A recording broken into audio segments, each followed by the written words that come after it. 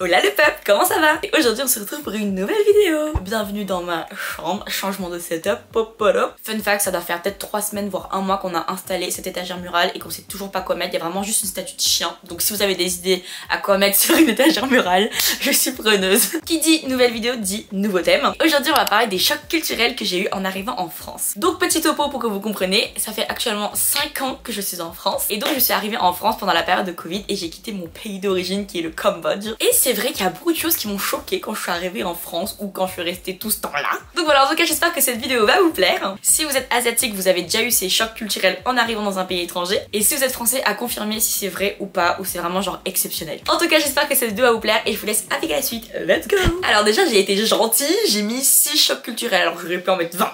Alors on commence fort par le numéro 1 qui m'a tellement choquée quand j'étais arrivée. C'est les chaussures dans l'appartement ou dans les maisons. Ça je comprends pas. Alors je sais qu'il y en a, c'est pas toujours comme ça parce que j'ai des amis quand je vais chez eux, naturellement ils me demandent d'enlever leurs chaussures, mais genre je pense que 80% du temps des gens que je rencontre ou quand je vais chez eux et que je commence à enlever mes chaussures, ils sont en mode mais qu'est-ce que tu fais, ils les enlèvent pas? Et je suis en mode genre mais qu'est-ce que tu fais, pourquoi tu me demandes pas de les enlever en fait? Les chaussures t'as marché toute la journée avec, tu peux pas rentrer avec des chaussures sales, tu vois, à la limite tu les laisses à l'entrée comme ça le sale reste à l'entrée. Il y avait un truc qui m'avait grave choqué, j'étais chez une copine et elle vivait encore chez ses parents et genre elle avait ses chaussures et puis elle dit ah bah viens sur le lit avec moi, elle avait encore ses chaussures. Moi ça m'a choqué. Ça déjà je viens de me rendre compte que le chien derrière moi ça fait bizarre, on dirait j'ai des petites oreilles comme ça donc je vais le bouger. Donc oui parce que nous en Asie on enlève toujours nos chaussures et on a toujours des petits chaussons et tout à l'entrée comme ça, les gens ils ont pas les pieds nus. Souvent c'est des carreaux dans les maisons en Asie et du coup s'il fait archi froid. Mais du coup moi je sais que ça me dégoûte énormément et puis ça m'a tellement choqué parce que même quand je disais aux gens bah pourquoi tu les enlèves pas, ils étaient en mode bah pourquoi faire alors que je vais ressortir après. Honnêtement même si c'est genre juste aller faire pipi, me laver les mains et ressortir, j'enlève mes chaussures, pour moi c'est envisageable, c'est pas du tout envisageable, je peux pas. Je pense que la seule exception, et encore, je sais même pas si je dirais oui, c'est que alors, supposons que c'est déjà le bordel chez moi et que c'est un dimanche, j'invite des gens pour un brunch, je vais faire le ménage dans tous les cas, donc ça sert à rien que les gens enlèvent leurs chaussures quoi. Mais sinon non. Vraiment moi je vous jure ça m'a tellement choqué. Et les gens ils étaient en mode genre ah ouais, genre ouais vas-y toi c'est trop la clean girl et tout, tu fais alors que pas du tout, enfin c'est, je sais pas, ça m'a juste choqué. Et dites-moi en commentaire si c'est le cas pour vous aussi. Je vous ai dit hein, quand je vais chez des gens ça me gêne de garder mes chaussures, ça me gêne tellement. C'est pas grave, je vais m'y faire, c'est pas non plus la mort. Prochain choc culturel. Oh là là là là.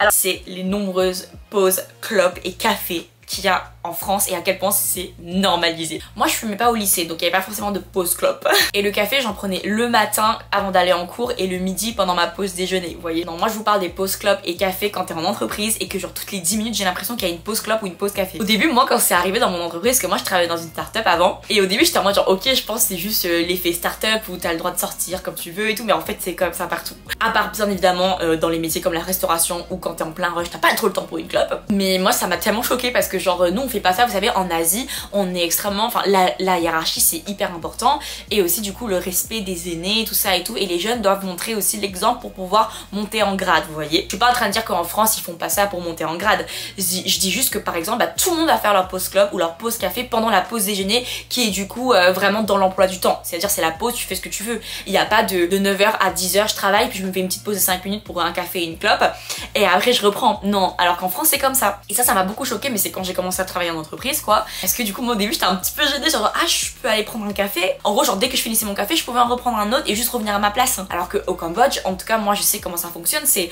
bah le matin avant, enfin quand t'arrives au travail tu prends ton café et puis il va te servir pour la fin de ta matinée et puis après tu t'en reprends un pour l'après-midi.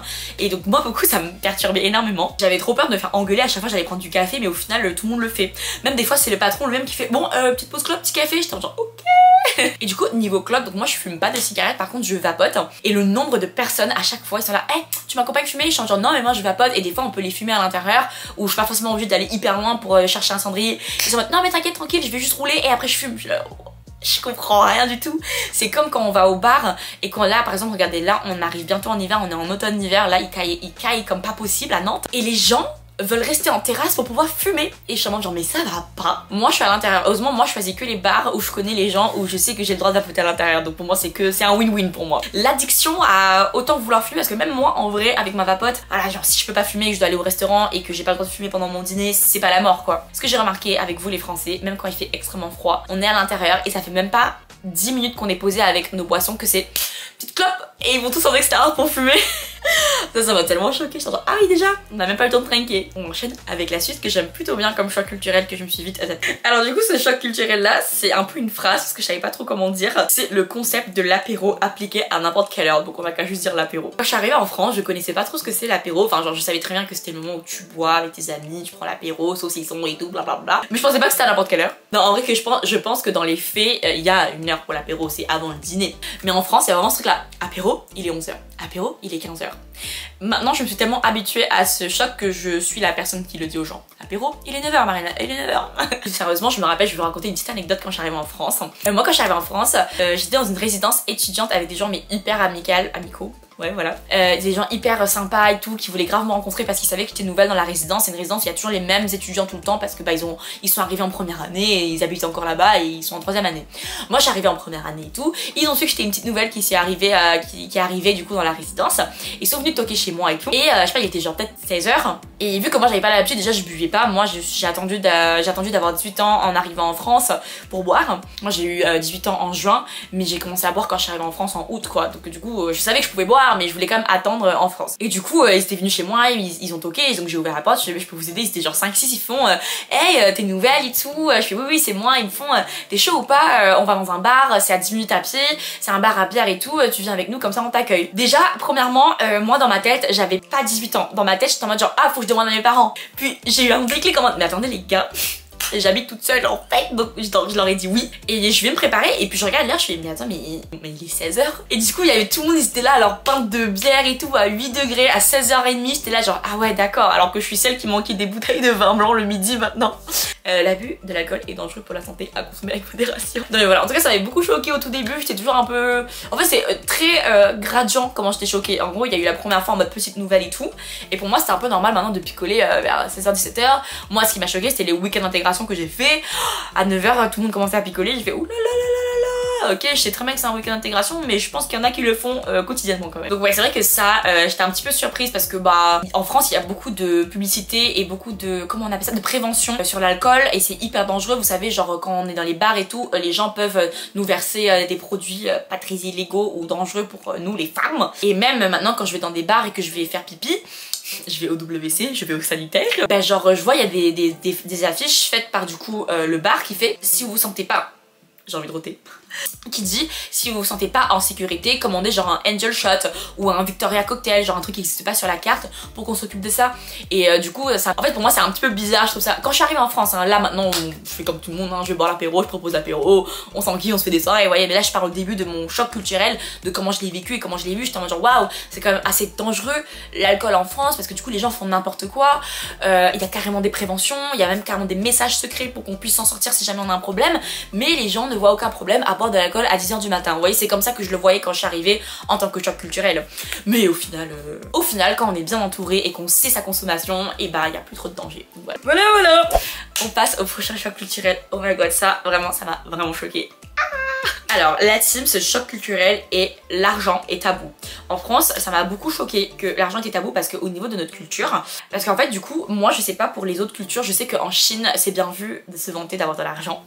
Mais moi je veux parler pour mon pays. Moi mon pays, je sais que plus tu montes t'as de l'argent et plus les gens t'admirent et plus les gens ont envie de devenir comme toi, tu vois. C'est comme un exemple. Genre par exemple si tu vois un de tes amis qui réussit, qui a gagné de l'argent et qui s'achète une Range Rover, bah t'es content pour lui et t'es un peu en mode putain bah moi aussi faut que je me la donne. En fait genre c'est pas mal vu. C'est genre vraiment trop bien, genre ah ouais lui la thune c'est trop bien.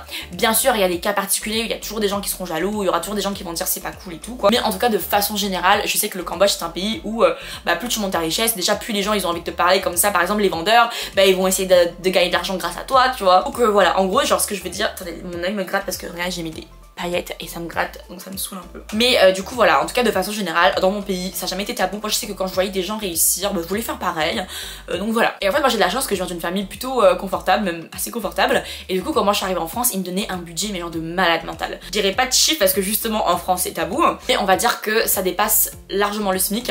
mais genre vraiment largement. Mais en gros mes parents m'envoyaient de l'argent tous les mois qui était quand même assez énorme, et pour moi je pensais pas que c'était énorme parce que bah déjà de 1 j'avais trop l'habitude de ça, genre pour moi c'était normal. Mais quand j'ai commencé à traîner avec des gens en France et qu'ils ont su ce que je gagnais par mois de mes parents, enfin ce que mes parents m'envoyaient, ils étaient outrés, ce que je comprends en vrai. C'est plus qu'un SMIC, sachant que c'est eux qui payaient mon loyer depuis le Cambodge, donc ça veut dire que j'avais plus d'un SMIC toute seule à moi, toute seule tous les mois. Et en fait ça s'est remarqué et j'ai eu ce choc de culture justement quand j'étais en soirée avec des copains et tout, et qu'on commençait tous à avoir faim et que j'ai dit bah vous êtes chaud, on se fait un Uber Eats. Déjà les gens ils font oula Uber Eats comme ça, il est 1h du matin, on aura que des kebabs, ça va coûter cher, ou des McDo. Moi j'ai dit écoutez bah si vous voulez moi je vous le paye, tu vois. On était 6-7, moi j'avais aucun problème, et du coup ils étaient tous en mode genre t'es sûr? Je dis ouais ça me fait plaisir et tout. Donc ils commandent, je paye, on est genre à 180-200 balles de commande, et je me rappelle que les prochains jours ils m'ont dit ah c'est quoi ton numéro, on a envie de te faire un Lydia. C'est donc du coup un virement instantané pour remboursement, et j'étais en mode genre mais pourquoi déjà de 1 c'est quoi Lydia, et de 2 pourquoi tu veux me rembourser, enfin genre je t'ai invité tu vois. Ou c'est quand par exemple moi à la fin du mois j'allais toujours au restaurant, je mettais toujours des stories où j'étais au resto, et du coup les gens me disaient mais je comprends pas, enfin comment tu fais et tout. Moi vu que c'était pas tabou j'étais en mode genre ah mes parents me donnent par mois, donc heureusement que je peux vivre, mais c'était pas pour me la péter ou quoi, c'était vraiment en mode genre bah. Et c'est vrai que pour moi là c'était là où c'était ma faute, parce que j'aurais dû vraiment faire attention à comment je l'ai dit, ça faisait vraiment très prétentieuse, alors que pas du tout, pour moi c'était juste normal. Je me rappelle qu'il y avait une fois à une soirée on parlait et tout, et j'avais ramené du coup de l'alcool, du champagne et tout, donc déjà tu vas à une soirée tu ramènes du champagne, les gens sont un peu en mode what the fuck, genre non, tout le monde prend le cubi et tout. Maintenant je commence à m'adapter aux gens tout simplement, parce que bah tu peux pas continuer à faire ça pour mettre mal à l'aise les gens, tu vois. Un choc de culture c'est pas censé t'arrêter. En gros moi je continue quand même à être moi-même, donc moi je traîne avec les gens qui m'acceptent comme je suis avec les revenus que j'ai, et je vais faire mes restos avec eux, je vais faire mes bars avec eux qui m'ont coûté plus cher. Mais par contre si je suis avec des personnes avec qui c'est tabou et avec qui ça leur dérange et qu'ils ont pas forcément le même budget, et bah y a aucun problème qu'on va dans le bar où la pinte elle est à 3 balles, ou qu'on aille manger un grec. Genre vraiment il faut savoir s'adapter, parce que tu peux pas non plus, question de culture, tout comme moi j'aurais aimé que les gens respectent ma culture quand ils viennent au Cambodge, vous voyez c'est exactement ça. Et du coup en soirée il y avait un mec et une meuf qui m'avaient pris de côté, on était en train de parler et tout, ils me demandaient ce que mes parents faisaient dans la vie, moi ce que je faisais comme étude à ce moment là, donc j'expliquais tout. Du coup ils font mais tu sais Marina, genre on t'aime beaucoup et tout, mais tu devrais pas trop montrer en France parce que c'est très mal vu. Je fais ouais j'ai cru comprendre que c'était mal vu, mais je comprends pas pourquoi ça devrait motiver les gens et tout. Et ils m'ont dit parce que simplement les gens sont jaloux et les gens sont mauvais, c'est à dire que t'as beau être la personne la plus gentille, la plus belle ou tout ce que tu veux, ils vont savoir que t'as de l'argent, ils vont être en mode ah ouais, ils vont trouver des moyens de te détester alors que t'as rien fait, et après ils vont venir vers toi juste pour te gratter un petit peu de sous, ou alors aller au restaurant avec toi pour que tu leur payes leur part. Du coup au fur et à mesure j'ai commencé à arrêter de faire tout ça et à m'éloigner des gens qui étaient là que pour le bénéfice, what the fuck. J'ai commencé à travailler en alternance, donc j'ai commencé à comprendre mieux la valeur de l'argent. Pareil j'ai fait des jobs étudiants alors que j'avais quand même déjà de l'argent de mes parents, donc c'était vraiment pour apprendre comment gérer mon argent, mais aussi la valeur de l'argent. J'ai dit plusieurs fois argent là, donc voilà. Donc ça c'était vraiment un choc qui m'avait beaucoup perturbé, parce que moi c'est comme ça que je me motive en fait dans la vie. J'aime voir des gens riches, j'aime voir les gens réussir parce que je veux être pareil, vous voyez. Donc ça m'avait mis un petit peu un coup de blues, un coup de mou en France quand j'avais vu que bah si t'en parles trop bah t'es vu comme une grosse pétasse de bourgeoisie qui traîne à Paris dans le 16e quoi. Voilà. On enchaîne avec le prochain choc culturel qui a un peu un lien avec l'ancien, mais c'est pas une question d'argent. Le 5e choc culturel, c'est je trouve qu'il y a une compétition malsaine. En gros, pour encore expliquer, au Cambodge, en Asie, comme je vous ai dit, dans mon pays en tout cas, plus quelqu'un est successful, enfin plus quelqu'un réussit, plus t'as envie de faire pareil et plus t'as envie de devenir pareil. Et surtout t'as envie d'aider les gens à réussir. Moi je me rappelle je donnais des cours gratuits et tout de maths, des cours gratuits en réseaux sociaux, marketing et tout à des écoles, à des élèves à l'université et tout. Ou alors vu que moi je faisais du mannequinat quand j'étais au Cambodge, il y avait des copines à moi qui voulaient commencer du mannequinat, du coup je leur donnais les contacts, enfin voilà. Pour moi c'est vraiment hyper important. Et les gens au Cambodge sont extrêmement gentils. Dès qu'ils ont un bon spot ils vont te le dire quoi. Genre moi à chaque fois que je voyais une fille au Cambodge et que je disais j'aime ta robe, c'est toujours ah bah je l'ai acheté au marché central, tu vois, il y a pas de ça. Du coup moi depuis que je suis arrivée en France ça m'a vraiment choquée, une compétition malsaine au niveau des études. Alors je peux comprendre quand c'est tout ce qui est Sorbonne, HEC, grandes écoles, tout ça et tout, et que le but bah c'est que le meilleur gagne, que le meilleur rentre quoi, t'as pas étudié pour rien. Mais en tout cas moi mon expérience a été vraiment genre j'étais outrée et j'étais choquée. En gros j'étais dans une école de commerce que je citerai pas le prénom simplement parce que bah en respect envers eux, ou simplement parce que bah... Donc en gros je vous dis, je fais un petit peu des détails, je vous tease un peu, c'est une école privée qui est quand même dans le top 15 des écoles de commerce en France. Je pense que c'est plus top 10 que top 15. Bref, j'étais dans cette école là, j'étais arrivée nouvelle simplement parce que j'avais fait la fac en première année et que du coup j'ai transféré en école de commerce la deuxième année, ce qui fait que j'étais un peu nouvelle dans cette école. Et du coup moi vous savez, pour ceux qui me suivent depuis le lycée, l'excellence c'est hyper important académiquement parlant. Et du coup genre moi j'arrive à l'école, j'ai révisé tout, et en fait j'avais fait des fiches de révision sur iPad. Et vu que j'étais nouvelle et j'étais en mode genre bah vous savez quoi, je vais en profiter pour aider les gens et aussi à m'intégrer quoi. Du coup j'exporte mes fiches de révision sur iPad en PDF et je l'envoie sur le groupe, parce qu'en gros notre classe avait un groupe Snapchat pour le groupe de classe.